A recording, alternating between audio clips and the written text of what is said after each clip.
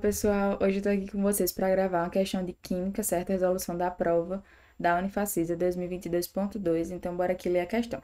Muitas das reações bioquímicas são reversíveis, isto é, substâncias reagem e geram produtos, mas também ocorre o processo inverso, até que se estabeleça um equilíbrio entre as quantidades das substâncias no produto e nos reagentes.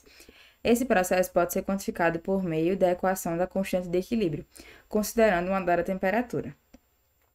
Considerando que uma molécula de hemoglobina absorve moléculas de oxigênio formando o complexo oxihemoglobina, caso o ambiente esteja com presença de monóxido de carbono, que compete com o oxigênio pela hemoglobina, qual das alternativas abaixo apresenta o efeito na quantidade das substâncias supracitadas e qual o nome que se dá a esse princípio?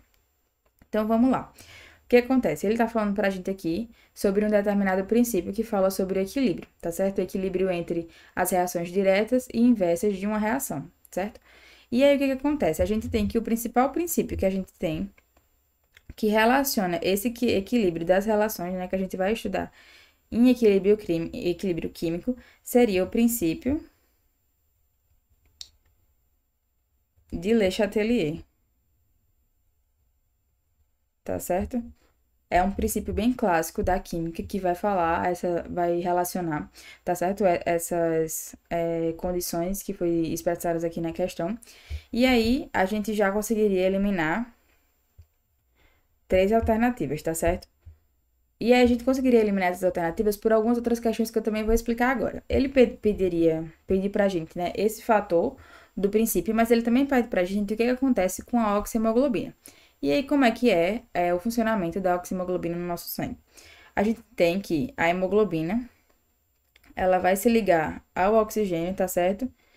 E isso aqui vai gerar pra gente o que o texto falou, que é a oxihemoglobina, tá certo? Que é esse complexo que vai levar oxigênio para determinadas áreas do nosso corpo e nutrir com todo o suprimento que a gente precisa.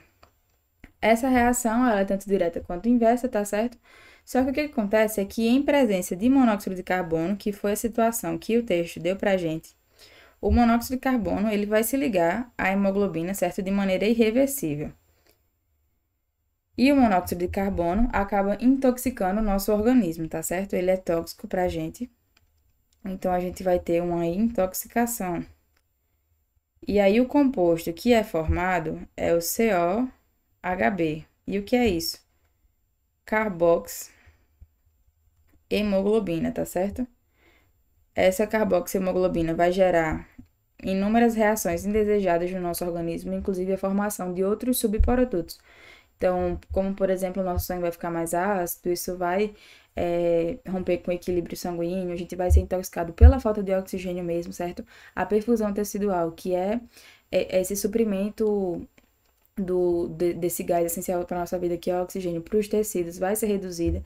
Então, a gente vai literalmente entrar com algumas complicações muito sérias no nosso organismo. E aí, ou seja, se esse monóxido de carbono ele vai se ligar à hemoglobina, ele vai roubar essa hemoglobina do oxigênio. Não vai ser uma diminuição na quantidade de hemoglobinas, mas uma diminuição do complexo oxihemoglobina, tá certo? Outra coisa também importante é que o monóxido de carbono ele tem uma afinidade muito maior pela hemoglobina do que o oxigênio. Alguns estudos falam que a carboxy, né, o monóxido de carbono, ele tem uma afinidade até 200 vezes maior do que o oxigênio pela hemoglobina.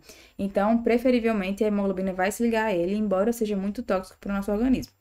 Aí, olhando as alternativas restantes, a gente percebe que vai ocorrer uma diminuição na quantidade de oxihemoglobina, que é esse composto formado do oxigênio junto com a hemoglobina, e não uma quantidade de hemoglobina. A gente não vai diminuir a nossa quantidade de hemoglobina porque é uma quantidade do nosso organismo. A gente não tem como alterar isso.